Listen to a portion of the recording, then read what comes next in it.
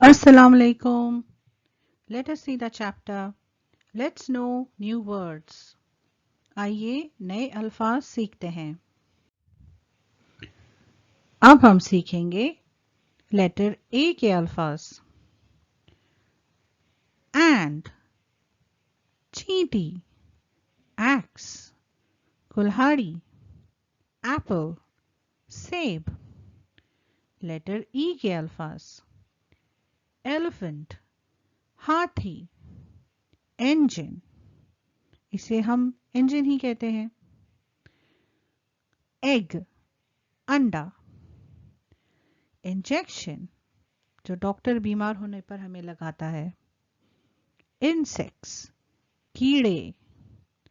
Ink, सियाही।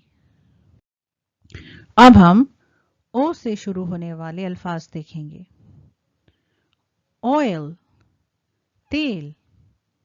Orange, kinnow या नारंगी। Aux यानी बैल। ये है यू से शुरू होने वाले अल्फाज। The words starting with you.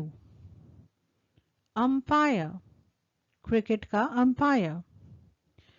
Underline, अल्फाजों के नीचे जब हम कोई लकीर खींचते हैं उसे कहते हैं अंडरलाइन, जैसे कि ये।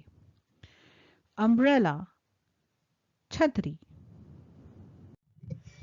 Please subscribe to our channel Miss Keen by clicking the subscribe button and be sure to hit the bell icon for notifications.